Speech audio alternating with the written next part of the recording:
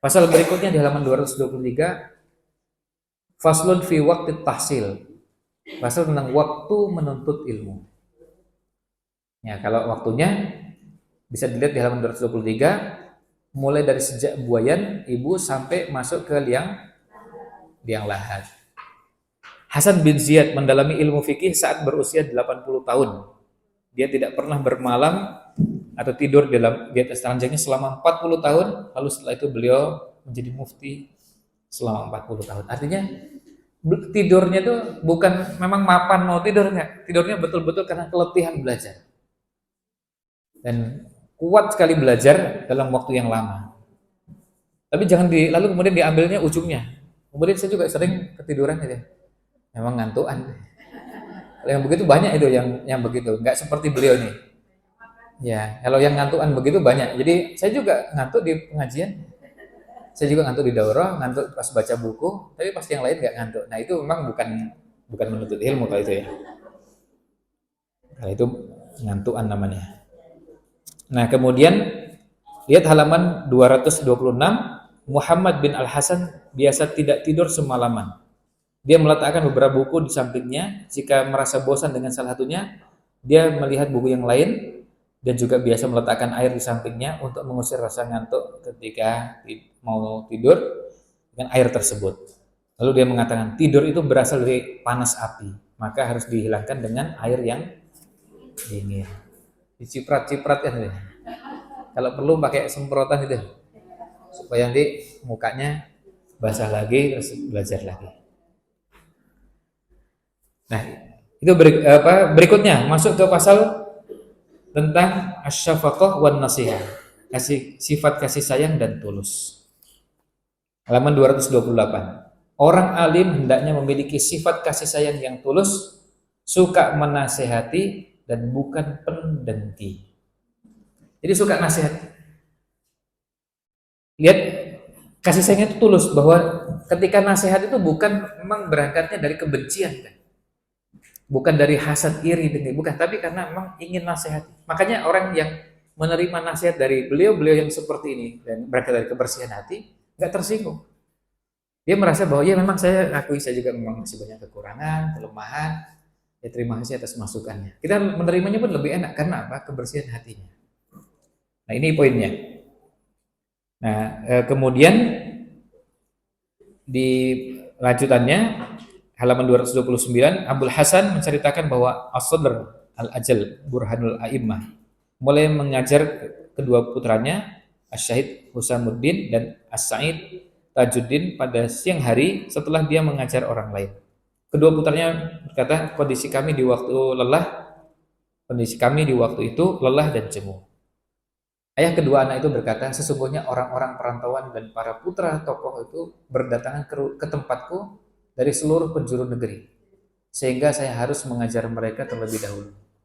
Maka atas berkah kasih sayangnya, kedua putranya menjadi faqih dan melebihi kebanyakan fuqaha di berbagai penjuru negeri yang hidup pada masa itu. Jadi sayangnya orang tua, sayangnya guru itu diperlukan untuk mendidik anak-anak didik. Kemudian penuntut ilmu hendaknya tidak bertengkar dan bermusuhan dengan seorang. Ini persoalan tabiat. Jadi jangan sampai punya penyakit mudah tersinggung, kemudian mudah marah, mudah sakit hati. Akhirnya kemudian bawaannya ketemu orang itu kalau beda pendapat rasanya mau gelut. Padahal untuk masalah-masalah biasa aja. Ini kan masalahnya bukan masalah fikihnya, tapi masalah mental dan hatinya. Contohnya misalnya gini, Ibu kemarin puasa Arafahnya ikut mana, Bu? Itu kan biasa aja kan gitu ya. Mau yang ikut sana, ikut sini kan ada dua kan. Kemudian mana-mana pasti ada dua kan gitu ya. Artinya ada yang mau ikut kebetulan sama dengan di Saudi atau Indonesia, kan cuma itu. Dan biasa aja. Tapi yang jadi masalah bukan itu. Yang jadi masalah bukan masalah fikihnya. Yang jadi masalah adalah suasana hatinya. Jadi rasanya tuh kalau beda pendapat ngajak gelut. Bu apa, Bu? Ikut mana, Bu? Jadi tenang aja, tenang. Ini masalah fikih ini. Masih biasa-biasanya, bukan perang nih. Bukan perang dunia dan kita harus bertempur mati-matian. Ya, ini masih biasanya. Ya, kalau adu argumen pun tetap tenang aja, santai aja. Kan suasananya bukan suasana lu ngotot lalu kemudian setelah itu merasa tersinggung pulang nggak saling menyapa. Setelah itu tanya, Bu, kenal nggak dengan Bu itu? Dulu kenal, sekarang nggak kenal. Wah ini ngerikan sekali nih. Cuma bertengkar masalah itu yang ulama dulu berbeda pendapat biasa sekali. Tapi apa suasananya memang tetap suasana bukan suasana permusuhan. Nah ini poinnya eh, selebihnya itu syair-syair sampai halaman 240 itu syair-syair. Kita masuk ke pasal berikutnya. Faslun fil istifadati waqtibasil adab. Asal tentang mengambil faidah, mengambil manfaat dan mempelajari adab. Lihat penjelasannya halaman 241. Penuntut ilmu hendaknya menggunakan setiap kesempatan untuk mendapatkan ilmu. Lihat setiap kesempatan yang ada manfaatkan agar memperoleh keutamaan dan kesempurnaan ilmu. Caranya bisa dilakukan dengan selalu menyediakan wadah tinta alat tulis agar bisa menulis faedah-faedah ilmu yang didengar. Dulu begitu. Sekarang ibu-ibu sekarang lebih mudah, lebih gampang luar biasa. Pakai apa? Pakai handphone. Begitu ada dapat materi bagus, materi yang bermanfaat, nggak ada alat tulis, catat. Di mana? Di handphone. Kan kita, aduh pas nggak bawa pulpen, terus gimana caranya? Nah, ini handphonenya. Di handphone nanti disimpan ada kumpulan catatan-catatan yang kita dapatkan dari majelis-majelis. Gimana caranya? Nah, banyak aplikasinya. Nah ini terkait dengan kesempatan untuk mendapatkan ilmu. Jadi manfaatkan sebaik-baiknya ketika bisa belajar dimanapun. Nah kemudian lihat halaman 245.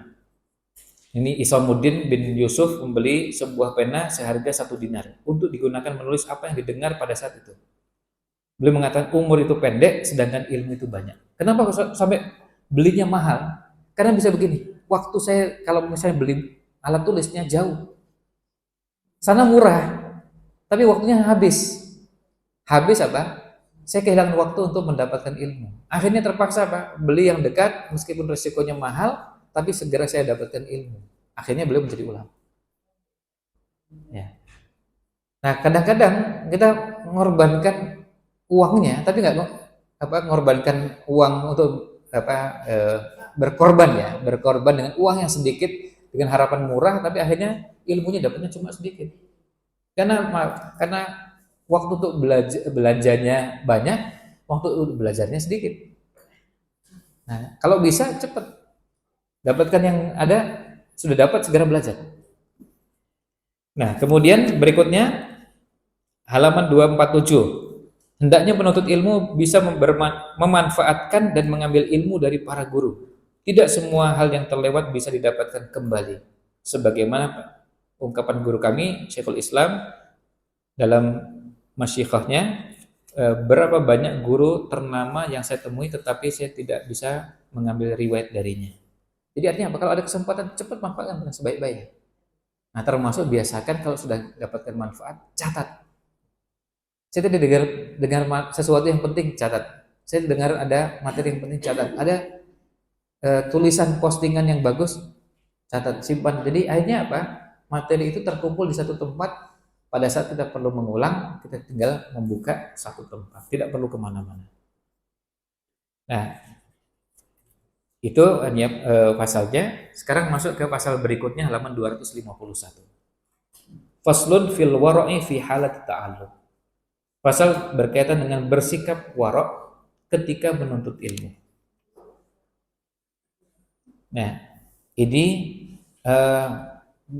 warok ini coba lihat halaman 253. Salah satu bentuk sikap warok yang sempurna hendaknya menjauhkan diri dari perut yang terlalu kenyang. Lagi. Lalu kemudian jangan banyak tidur. Dan banyak berbicara dalam perkara yang tidak bermanfaat. Nah ini juga mulutnya, lisannya diarahkan. Kalau ngobrol yang banyak nggak apa-apa, tapi bermanfaat. Tapi yang kurang bermanfaat, kurangi. Dan juga menjaga diri dari memakan makanan pasar jika memungkinkan, karena makanan di pasar tidak terjaga. Ini Kalau yang seterusnya ini kondisi kondisional di daerah tertentu kondisinya seperti itu. Tapi berkaitan dengan mengurangi apa? Tidur, ya, makan dan bicara. Ya. Kemudian berikutnya halaman 256. Halaman 256. Seorang ulama yang zuhud dari kalangan fuqaha memberi nasihat kepada penuntut ilmu agar menjauhi ghibah dan berteman dengan orang-orang yang banyak ngomongnya. Ghibah itu membicarakan aib orang lain, ngerasani ghibah.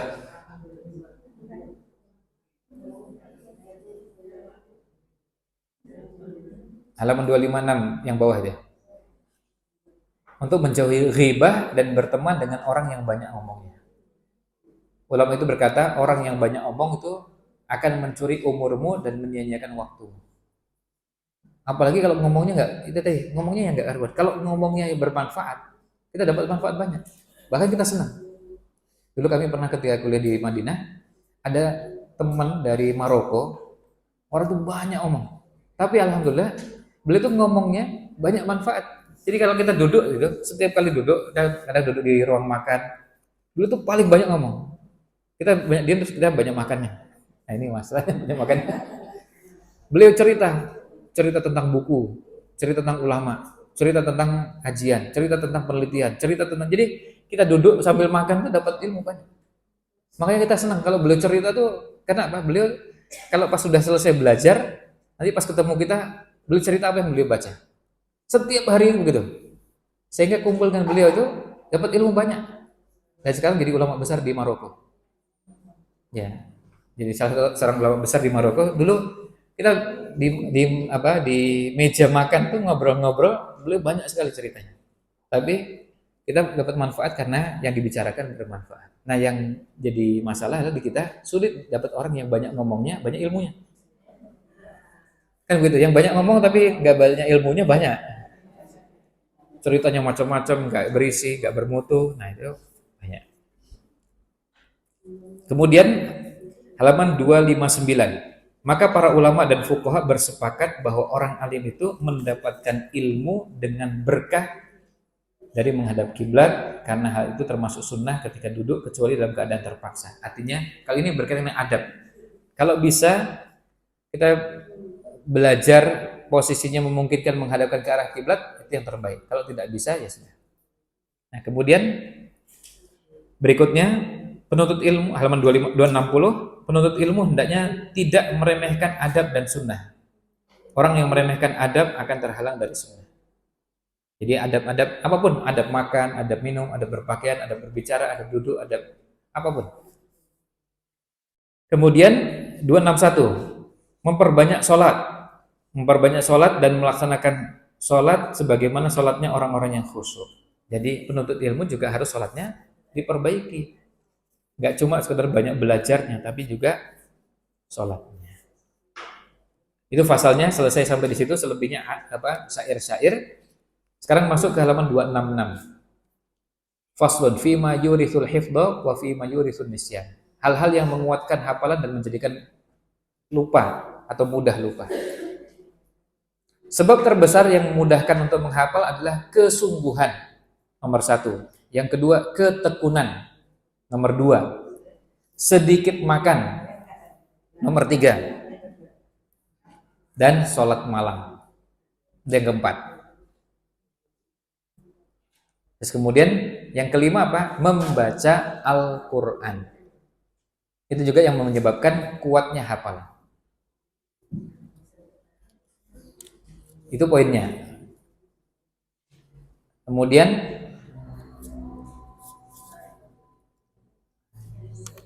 yang berikutnya di halaman 272. Al-Imam Asy-Syafi'i berkata, saya mengadu kepada Waqi' tentang buruknya hafalan saya. Dia menasihatku agar meninggalkan maksiat, sebab hafalan itu adalah karunia Allah, sedangkan karunia tidak diberikan kepada orang yang bermaksiat. Nah, itu yang disarankan. Kemudian kalau yang halaman 273 itu nanti bisa beda-beda ya. Ada yang mengatakan kismis, merah, ada yang mengatakan macam-macam itu, satu dengan yang lainnya beda-beda.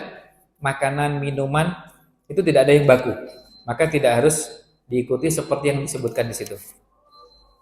Halaman 280, pasal terakhir, faslun fi ma yajlibur rizqa wa fi ma yamna'u wa ma yazidu fil umri wa ma yanqusu. Hal-hal yang mendatangkan dan menolak rezeki serta memperpanjang dan mengurangi umur. Kita dengarkan azan dulu ya.